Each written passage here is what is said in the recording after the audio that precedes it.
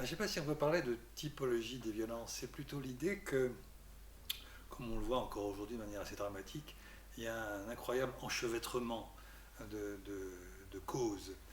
Et donc, ce qu'on a essayé dans ce livre, c'est d'en démêler en tout cas une partie. Et je ne vais pas les énumérer, ce serait trop long, mais par exemple, juste un point qui me paraît très important, c'est que dans le Moyen-Orient dont nous parlons, il y a au moins deux grandes zones.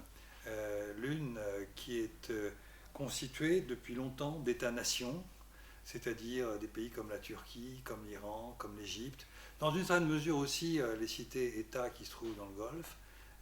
Et puis au centre de ce Moyen-Orient, il y a ce qu'on pourrait appeler l'espace Sykes-Picot, c'est-à-dire ce qui a été fait dans les années 20, au lendemain de la Première Guerre mondiale, et qui ont vu en fait la création d'États, ou en tout cas de territoires d'États, par les puissances impériales.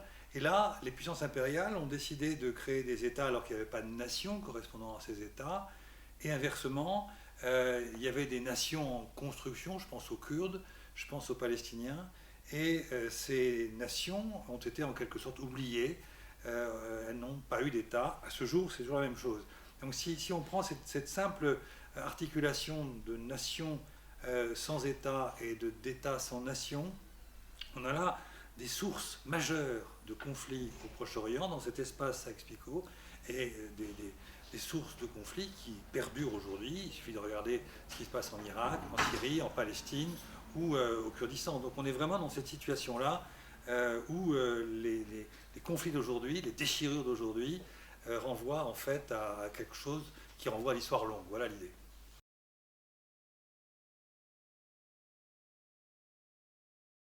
Oui, c'est-à-dire je crois que dans toute situation conflictuelle, euh, il y a une formule de Raymond Aron qui est très, très connue, qui est la dialectique du soldat et puis du diplomate. Autrement dit, bien sûr, les rapports de force sont tout à fait déterminants, essentiels, mais à un moment donné, c'est au diplomate aussi de parler, de s'exprimer, d'essayer de gérer politiquement une situation et tenter de l'établir, de la stabiliser par le droit et le droit international. Or, depuis des dizaines d'années, il y a eu des conflits, il y a eu très peu de volonté politique de trouver des accords. On a joué uniquement ou presque uniquement sur les rapports de force, sans se préoccuper véritablement d'une situation stabilisée d'un point de vue politique, en excluant les négociations politiques la plupart du temps, et par conséquent en instrumentalisant, en méprisant le droit international. Juste un exemple, l'agression américaine contre l'Irak en mars 2003, voilà bien un état de force, un rapport de force à l'état pur, et derrière, il n'y avait aucune espèce de stratégie politique, aucune volonté politique de stabiliser les choses, et ça a conduit à un chaos absolument tragique, pas simplement pour les Irakiens qui en ont payé un prix et qui continuent d'en payer un prix considérable, mais aussi toute la région.